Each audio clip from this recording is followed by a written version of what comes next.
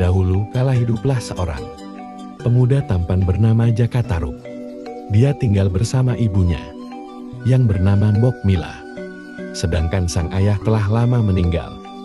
Jaka Tarub dan ibunya memenuhi kebutuhan sehari-hari dengan bertani di sawah. Jaka Tarub sedang melamun, tiba-tiba terdengar suara ayam jantan berkokok, menandakan hari sudah pagi.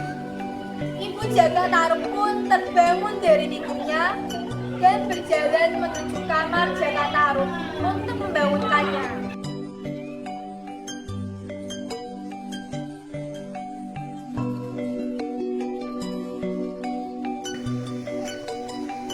Gimana ya Jaka? Aku akan membangunkannya. Jaka! Jaka! Gimana ya Joko Tarub kan tidak ada di kamarnya? Oh ini dia Jaka. Jaka, kamu kenapa ngelamun seperti di depan rumah? Apa yang sedang kamu pikirkan? Kamu tidak memikirkan apa-apa kamu. Kalau tidak, kenapa kamu tersenyum-senyum seperti orang gila Jaka? Jaka, lupakan aja. Jaka bilang tidak kenapa-kenapa. Iya. Oh ya sudah, jika seperti itu. Sampai siang hari, Jaka Tarub masih duduk di depan rumahnya sambil termenung bahagia. Sang ibu pun bingung melihat tingkah anaknya. Dia merasa seperti tak biasanya Jaka Tarub seperti ini. Seakan tak peduli dengan kehadiran sang ibu yang sudah dari tadi mengamatinya. Jaka Tarub terus terlarut dalam pikirannya tentang mimpinya semalam. Mbok Mila pun berpikir, mungkin Jaka Tarub sedang memikirkan seorang perempuan yang ingin menikahinya. Tarub adalah seorang pemuda yang handal dalam memburu seperti mendiang ayahnya. Pada suatu pagi, dia memutuskan untuk berburu. Mbok Mila memperhatikan Jaka Tarub yang sedang sibuk menyiapkan peralatannya. Hei Jaka Tarub, kamu ini pergi kemana? Baiknya jangan, ibu takut kamu dimakan hewan buas nanti di hutan. Tidak apa-apa Bu. Jaka aku dalam berburu. Nanti setelah pulang, Jaka akan mendapatkan banyak hasil buruan. Benarkah Jaka akan tidak kenapa-kenapa? Baiklah kalau begitu. Jangan lupa malam-malam ya. Tidak malu Bu. Ya. Hutan, Jaka Tarub berhasil memanah seekor rusa yang cukup besar. Hatinya pun puas karena hasil buruannya itu bisa dimakan bersama ibunya untuk beberapa hari ke depan. Dalam perjalanan pulang, tiba-tiba ia dihadang oleh seekor harimau. Harimau itu nampak kelaparan. Begitu garang menunjukkan kedua tali bulannya. Jaka Tarub lari ke harimau dari dekat matanya. Tanpa pikir panjang, ia segera berkata, selesai coba.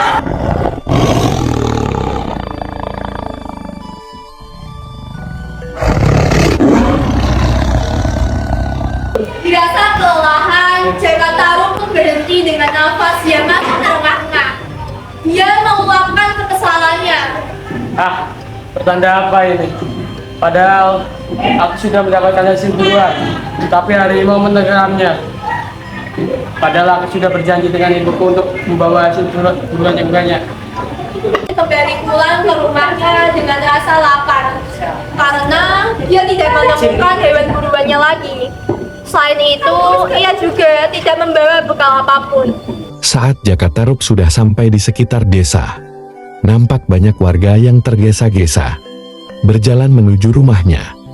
Semakin dia mendekati rumahnya, semakin banyak warga yang berkumpul. Bahkan sang raja dan ratu di negara tersebut datang ke rumah Jaka Tarub. Raja tersebut bernama Raja Aji Saka, sedangkan ratu bernama Ratu Sekar Dewi. Raja Saka merupakan teman masa kecil ayah Jaka Tarub. Saat Jaka Tarub memasuki rumahnya, sang raja menepuk pundaknya, memeluk Jaka Tarub. Kamu yang sabar ya Jaka. Wahai Baginda, ada apa ini? Mengapa para warga berkumpul di rumahku? Ibumu telah tiada Jaka. Apa? Tanpa dibukannya, sosok ibu telah terbaring kaku. Seketika, Jaka Tarub lemas dan tangisannya mengisi semua ruangan.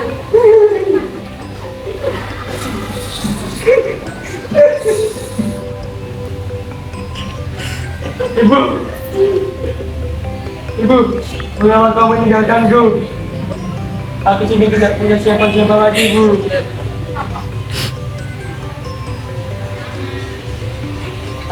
Jaka, tinggallah bersama kami. Kami akan menganggapmu seperti anak kami sendiri. Lagi pula, kami juga belum memiliki seorang anak. Terima kasih untuk saranmu, aku akan memikirkannya lagi. Jika kamu mau, datanglah ke istana. Pintu istana akan selalu terbuka untukmu. Baik, Ratu. Setelah ibunya dikebumikan dan seluruh orang telah pulang, dia merasa sangat kesepian karena hanya dia kini tinggal sendirian. Jaka Tarub juga merasa bersalah karena dia belum bisa membahagiakan sang ibu. Di hari-hari selanjutnya, Jaka Tarub menghabiskan waktunya untuk berburu. Kemudian hasil buruannya dibagikan kepada warga sekitar, karena hanya dengan berburu Jaka Tarub bisa melupakan kesedihannya sejenak. 2 minggu telah berlalu sejak kepergian ibunya. Jaka Tarub akhirnya memutuskan untuk tinggal bersama Raja Aji Saka dan Ratu Sekar Dewi. Jaka pergi ke arah telaga yang berada di tengah hutan. Jaka merasa ngantuk dan tertidur. Beberapa saat kemudian, Jaka terbangun dari tidurnya dan terdengar sayup suara wanita berbincang dan tertawa kecil. Ia terdiam sejenak.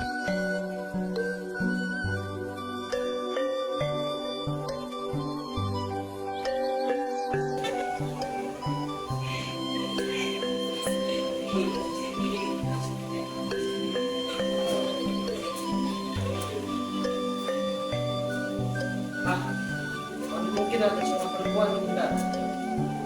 Ya Pak, Jaka mengambilkan suara itu dan melanjutkan istirahat. Akan tetapi, Jaka penasaran dengan suara itu yang tak kunjung hilang.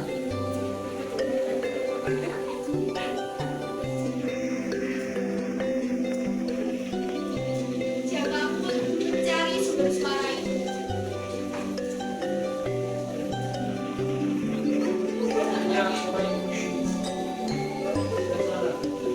Ketika hampir sampai di dekat telaga, suara itu semakin jelas.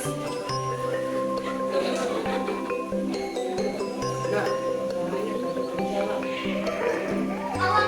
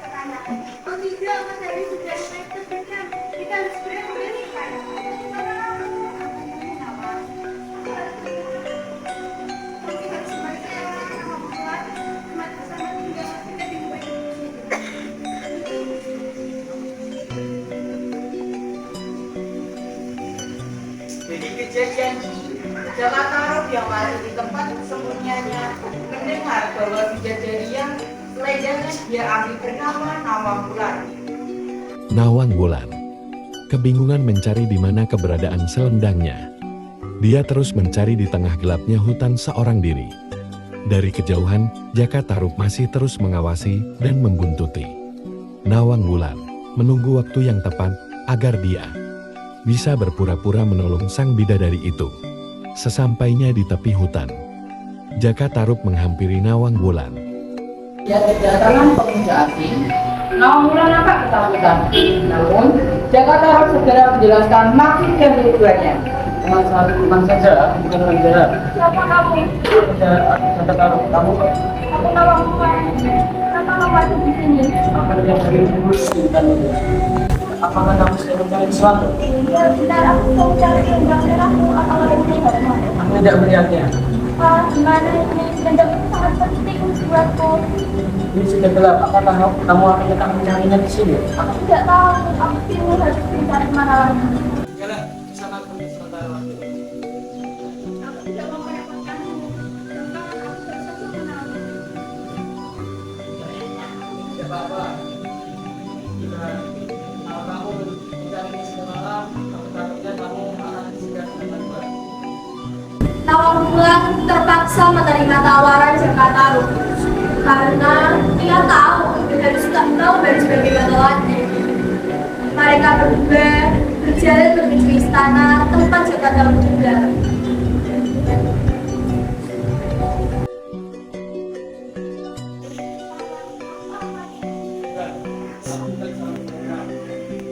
Sejak kematian ibuku, aku tinggal di sini bersama Raja dan Ratu. Mereka berdua mengenal ayahku. Oh iya, ayahku sudah meninggal 7 tahun yang lalu. Mengapa kamu tidak bilang kalau tinggal di istana? Aku sungkan bertemu Raja dan Ratu. Tidak apa, mereka baik kok. Aku akan mengenalkannya kamu kepada mereka. Nawang hanya diam berjalan mengikuti Jaka Tarub. Di istana, Ayah, ibu, aku pulang. Oh, Jaka, kamu sudah pulang. Ini siapa? Kok cantik sekali. Iya ya, cantik banget. Pintar kamu memilih pasangan. Bukannya, ini bukan pacarku, namanya Nawang Wulan. Aku bertemu dia di hutan. Aku melihat dia sedang berhubungan, jadi aku mengajak dia kemari untuk tinggal sebentar. Kamu berasal dari mana? Kok saya tidak pernah melihatmu? Saya dari tempat yang jauh dan saya tidak tahu kenapa bisa sampai di sini. Ya sudah, kalian bersih-bersih terus istirahat. Pasti kan lelah. Jaka, antar nama ke kamar yang kosong. Baik ya. Jaka kemudian mengantarkan Nawang ke kamarnya. Kemudian ia kembali ke kamarnya sendiri. Pagi pun tiba. Jaka Tarub sudah bersiap-siap untuk berangkat ke hutan bersama Nawang Wulan untuk membantu mencari selendang merah yang hilang. Mereka berdua berpamitan dengan Raja dan Ratu. Akan tetapi, Ratu menyuruhnya untuk sarapan terlebih dahulu. Jaka, kamu mau kemana? Kok pagi-pagi ini sudah pada rapi? Mau ke hutan dulu, tapi sudah berganti kepada Nawang untuk mencari selendang. Oh, baiklah. Kalian lebih baik sarapan dulu. Baik, Bu. Mari sudah ibu siapkan. Oh iya, ibu bawakan bekal sekalian ya. Tidak perlu repot-repot, Ratu. Kami tidak lama kok. Tidak apa-apa, lagi pula semuanya sudah jadi dan kalian tinggal membawanya saja. Ini bawalah. Setelah selesai sarapan, mereka pun pergi menuju hutan.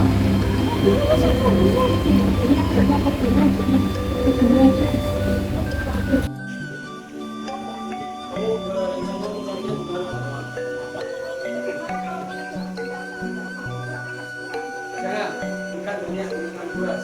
Kalau kamu sebentar, kita takutnya kamu nanti akan dikekang di dalam bus.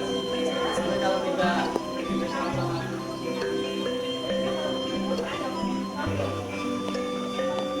Mereka telah menyusuri celah.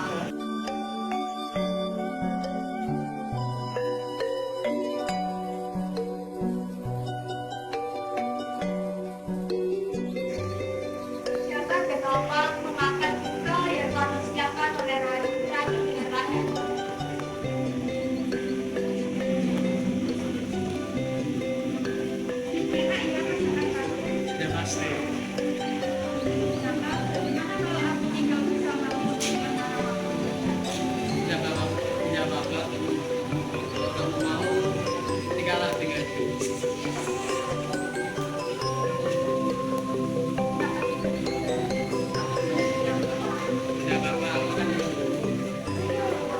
Suasana hening seketika. Akhirnya, mereka memutuskan untuk pulang.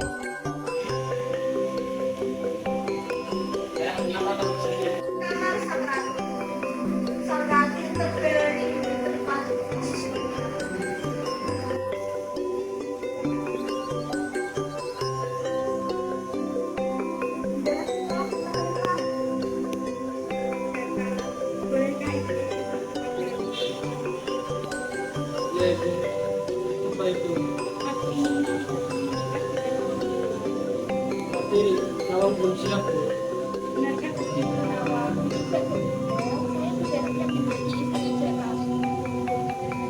Baiklah kalau begitu, kalian akan menikah dalam 3 hari lagi.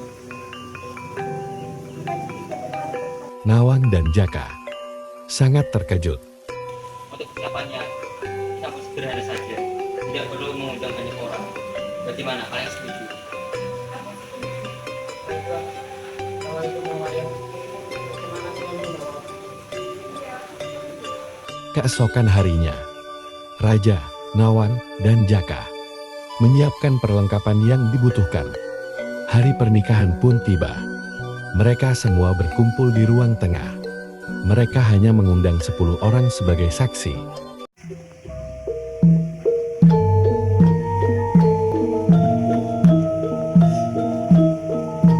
Acara pernikahan pun berlangsung. Akhirnya mereka berdua menjadi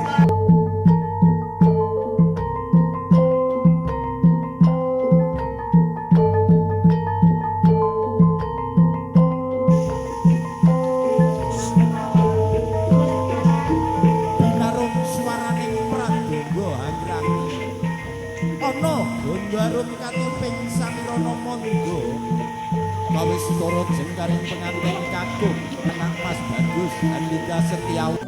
2 hari setelahnya sang ratu sangat lemas, wajahnya pucat. Mereka semua panik melihat kondisi ratu yang seperti itu. Istriku, berkatalah apa menanyakan hal itu.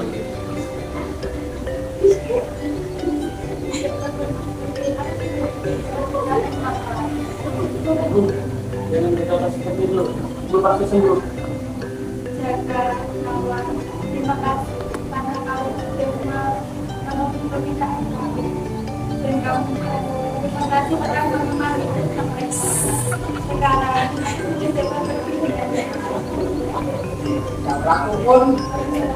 Sang ratu pun mengembuskan nafas terakhirnya. Berlarut-larut, sang raja masih memikirkan kepergian ratu, sehingga kerajaan tak terurus.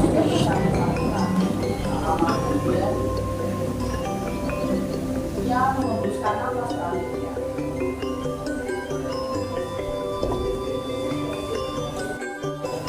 Nah, sekarang kita sudah di sana karena kerajaan ini sudah diambil oleh Raja Jalaga. Maka kamu tidak bersama penuh desa.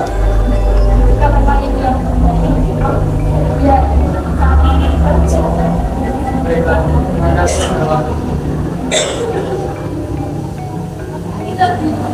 Setibanya di desa tempat tinggal Jaka, Jaka Tarub kembali menjadi pemburu dan bertani untuk memenuhi kesehariannya.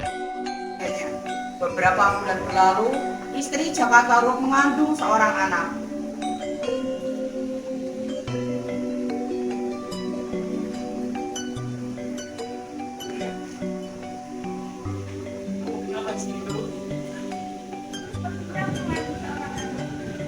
Benarkah akhirnya impian kita terwujud? 9 bulan berlalu akhirnya. Anak mereka terlahir dengan sempurna dan memiliki paras yang cantik. Yang diberi nama Nawangsi. setelah memiliki Nawangsi, Jaka Tarub bisa menemukan kembali kebahagiaannya.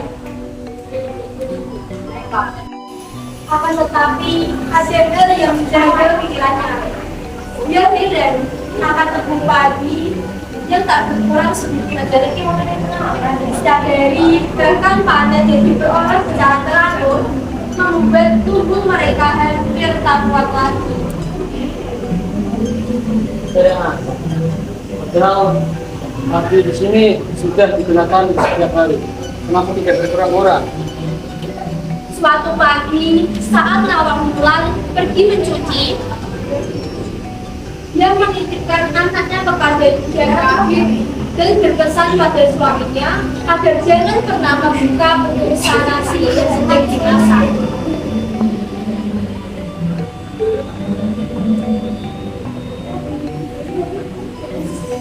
Suamiku, aku ingin nawang sebentar ya. Aku ingin mencuci baju dan jangan pernah membuka urusan nasi itu. Baik, aku.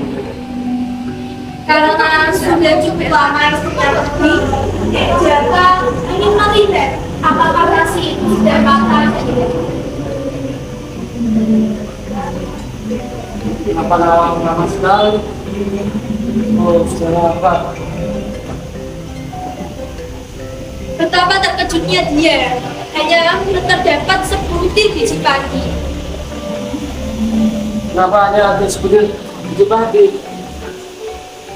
Saat Nawang Wulan sampai di rumah, dia begitu marah karena suaminya melupakan pesannya. Ini bilang sudah kesaktian untuk mengubah sebutir padi menjadi tepung nasi. Maafkan apa istriku? Aku tidak sengaja membukanya.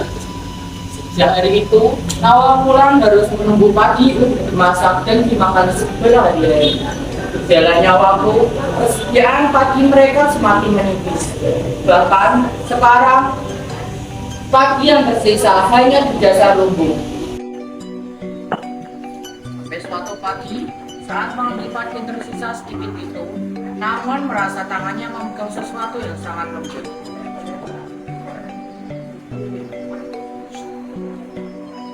Karena penasaran, Nawang Wulan terus menarik wajahnya.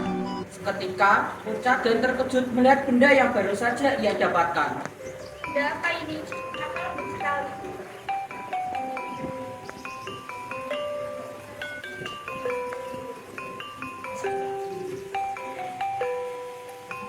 Bukan selendaku.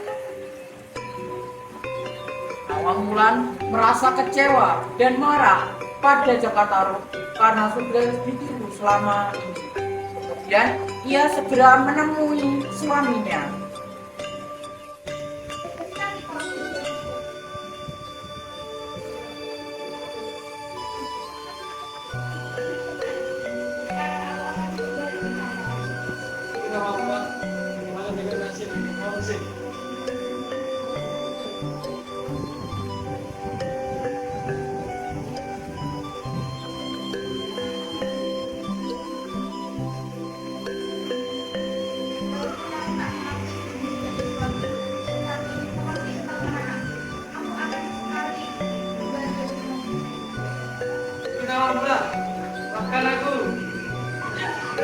Ibunya, Jaka Tarub pun harus membakar batang padi yang diletakkan di dekat Nawangsi. Tentunya dengan syarat Jaka Tarub tidak boleh berada di dekatnya. Jaka Tarub hanya bisa menatapi itu semua. Dia tahu bahwa